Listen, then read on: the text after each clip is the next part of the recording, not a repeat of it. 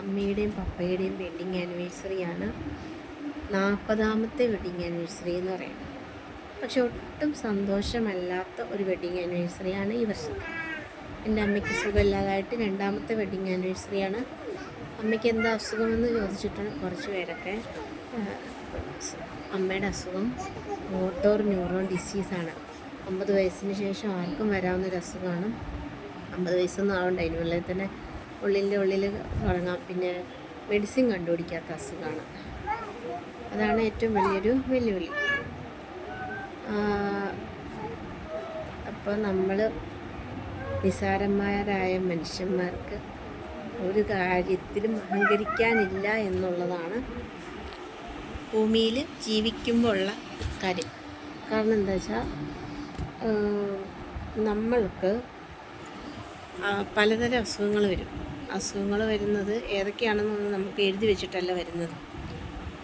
ഇന്ന് നമ്മളിങ്ങനെ സംസാരിക്കുന്നു, നാളെ നമ്മൾ എങ്ങനെയാണ് നമ്മളുടെ വിധി എന്താണെന്ന് നമുക്കറിയില്ല. പക്ഷേ അമ്മയുടെ ഒരു സ്ഥിതി എന്ന് വെച്ച് കഴിഞ്ഞാൽ അമ്മയ്ക്ക് സംസാരശേഷി പോയപ്പോഴാണ് ഈ അസുഖത്തെക്കുറിച്ച് എല്ലാവരും മനസ്സിലാക്കിയതെന്ന് പറയാൻ പറ്റില്ല. ഒരുപാട് ടെസ്റ്റുകളും കാര്യങ്ങളും നടത്തി, ഒരുപാട് കാര്യങ്ങളും എല്ലാമായിട്ട് നടന്ന് കുറേ കാലങ്ങളെടുത്തു അത് മനസ്സിലാക്കാൻ. അപ്പോഴത്തേനും ഒരുപാട് ടൈം വൈകി. അപ്പോൾ മോട്ടോർ ന്യൂറോൺ ഡിസീസ് 10 മില്യൺസിലൊരാൾക്ക് വരുന്ന അസുഖമാണെന്നാണ് പറയുന്നത്. എങ്കിലും ഇപ്പോൾ ഏറ്റവും കൂടുതൽ റിപ്പോർട്ട് ചെയ്തിട്ടുണ്ട് ഈ മലപ്പുറം ജില്ലയിലൊക്കെ കുറേ ഉണ്ട് കേട്ടോ. നമ്മുടെ കോട്ടയം ജില്ലയിലിപ്പോൾ അധികം ആൾക്കാർക്ക് ഉണ്ടായിരുന്നില്ല. മെഡിസിൻ ഓസ്ട്രേലിയയിൽ നിന്ന് വരുന്നൊരു ടാബ്ലറ്റാണ് അത്.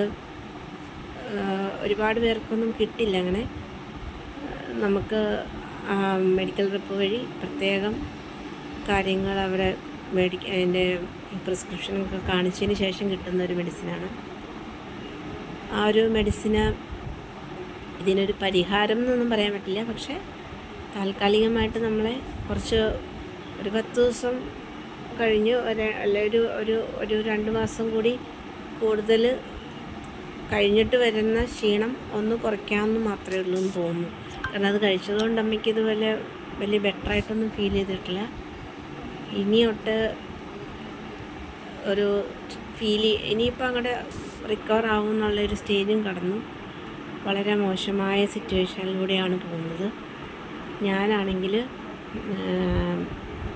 നമ്മൾക്ക്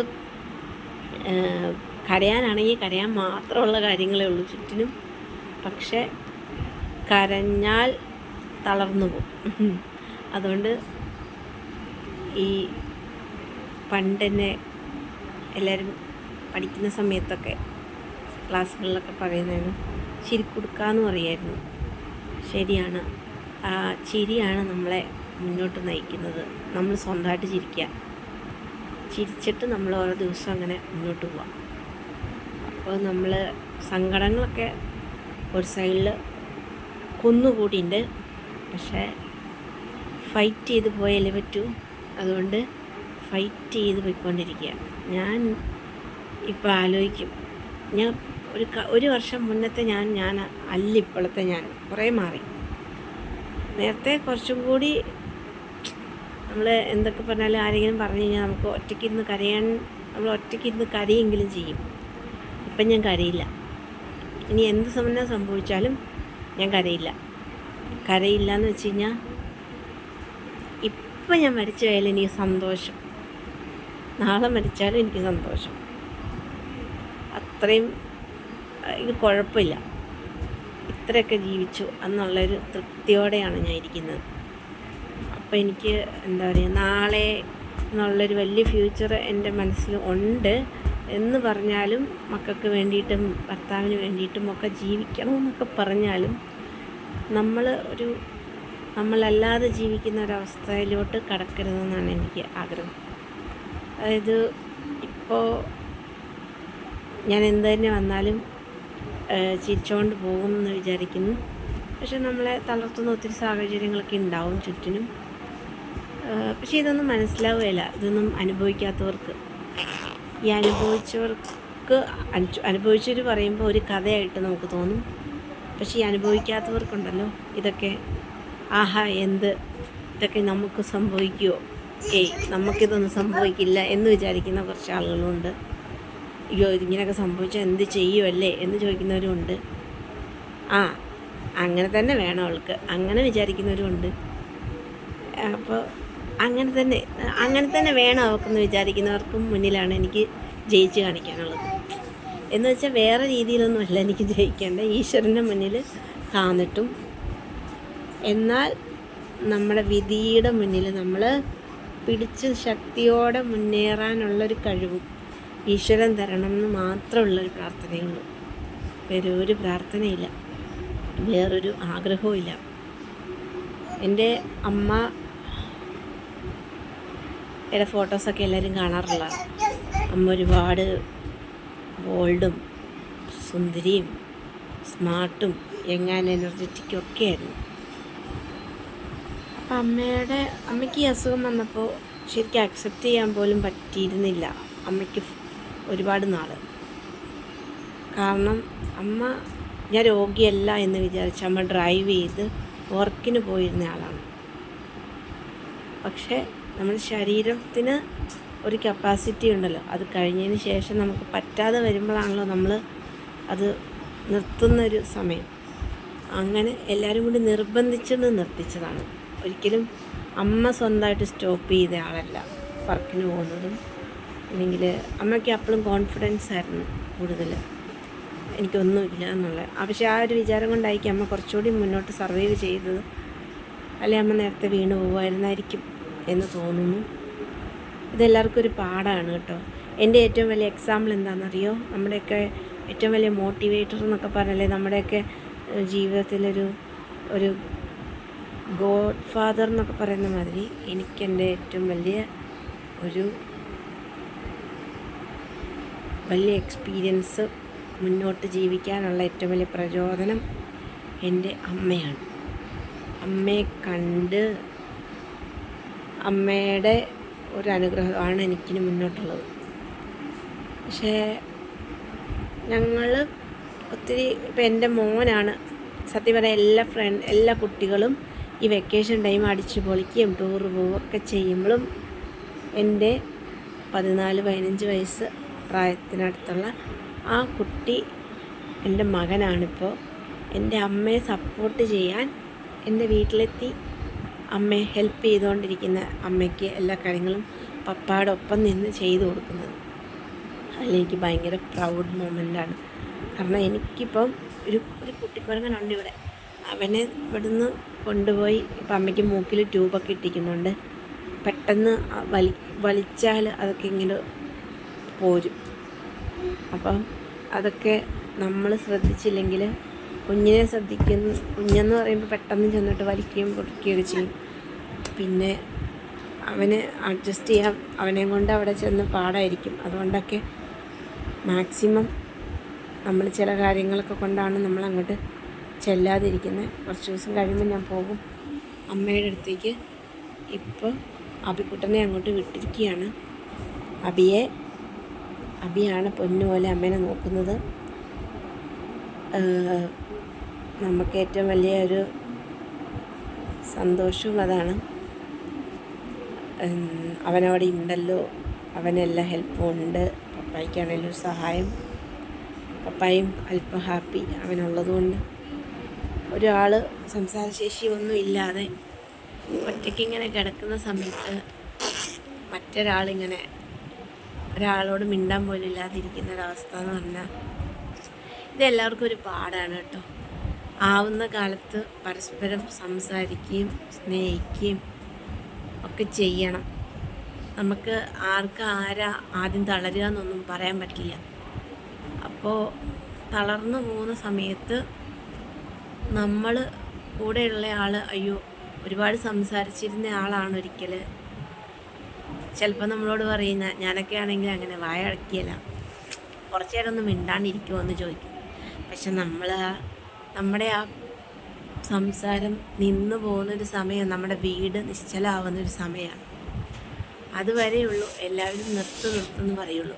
നിന്ന് പോയാൽ പിന്നെ നിർത്താൻ ആരും പറയാനുണ്ടാവില്ല. കാരണം പിന്നെ ഒന്ന് സംസാരിച്ചിരുന്നെങ്കിൽ എന്ന് ആഗ്രഹിക്കുന്ന നിമിഷങ്ങളായിരിക്കും അധികം ഉണ്ടാവുക. അപ്പോൾ എല്ലാവരും വിചാരിക്കുന്ന പോലെയല്ല നമ്മുടെ ഒന്നും ജീവിതം.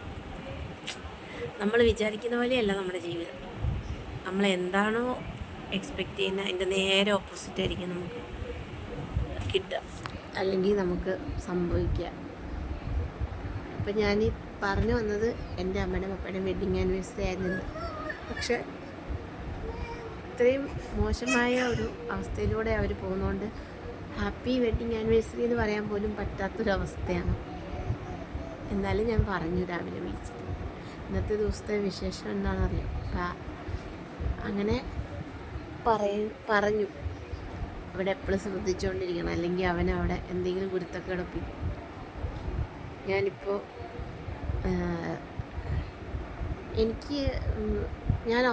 നമ്മൾ കിടക്കുകയല്ലേ, ഉറങ്ങാൻ കിടക്കുന്ന സമയത്ത് നമ്മൾ ഏറ്റവും കൂടുതൽ കരയുക. എന്താ വെച്ചാൽ അപ്പം അത്രയും നേരം വിങ്ങിപ്പൊട്ടിയിരിക്കുന്നു ഒക്കെ നമ്മൾ തീർക്കും ആ സമയത്ത്. കാരണം എത്ര നാളായി എനിക്ക് എൻ്റെ അമ്മയോടൊന്നും മിണ്ടാൻ പറ്റാതായിട്ട്, അമ്മയോട്ട് സംസാരിച്ചിട്ടും അമ്മ മോളേന്ന് വിളിച്ചിട്ടും എത്ര നാളായി, ഒരുപാട് നാളായി. എൻ്റെ അമ്മയെ ഒരുപാട് മിസ് ചെയ്യും. ഒരു ദിവസം എത്ര പ്രാവശ്യം അമ്മ വിളിക്കും നമ്മളെ, സ്വന്തം മക്കളെ.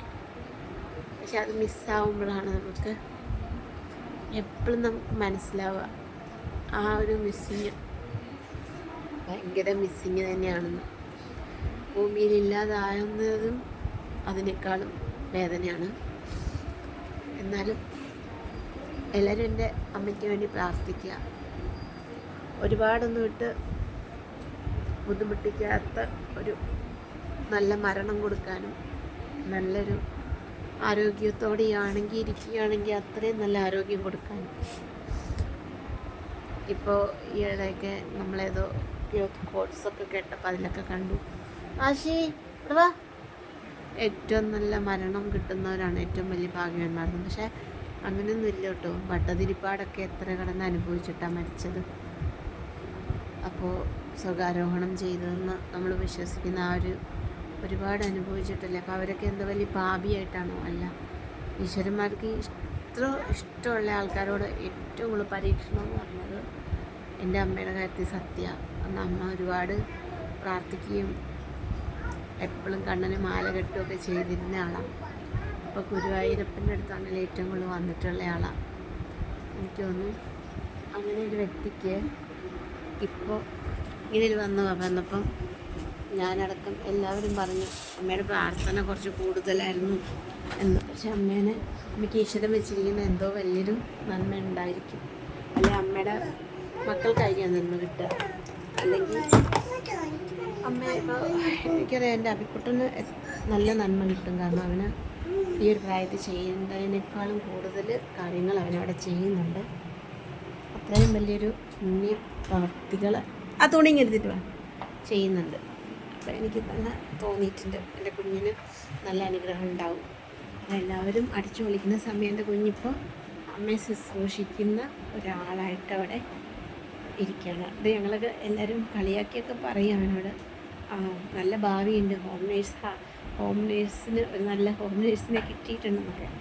പക്ഷെ എൻ്റെ കുഞ്ഞ് ചെയ്യുന്നത് എത്ര വലിയ കാര്യമാണെന്ന് ഞാൻ തന്നെ തിരിച്ചറിയുക. കാരണം എൻ്റെ അമ്മ ഇവിടെ ആണെങ്കിൽ എനിക്ക് ഏട്ടനിപ്പോൾ ഇവിടെ കുറച്ച് ചൂട് വെച്ച് കൊടുക്കുകയൊക്കെ ചെയ്യാൻ ആക്സിഡൻറ്റ് കഴിഞ്ഞിരിക്കുന്നുണ്ട്. അപ്പോൾ ഏട്ടന് ഉള്ളതിനേക്കാളും കൂടുതൽ ശ്രദ്ധ അമ്മയ്ക്ക് കൊടുക്കേണ്ടതാണ്. പക്ഷെ എല്ലാം ബാലൻസിങ്ങിൽ പോകണമല്ലോ. കുഞ്ഞുള്ളത് കൊണ്ട് അവനെ ഇട്ടിട്ട് എങ്ങോട്ടും നീങ്ങാനും പറ്റില്ല. അല്ലെങ്കിൽ ഞാനിപ്പോൾ ഒരു ബസ്സിൽ ഒറ്റ യാത്ര കഴിഞ്ഞ് അവിടെ ചെന്ന് എനിക്ക് എൻ്റെ കാര്യം അബീൻ്റെ കാര്യം നോക്കാനുള്ള പ്രായമായി. ഒന്നും അറിയേണ്ട ആവശ്യമില്ലായിരുന്നു. ഇങ്ങനെയൊക്കെയാണ് കാര്യങ്ങൾ.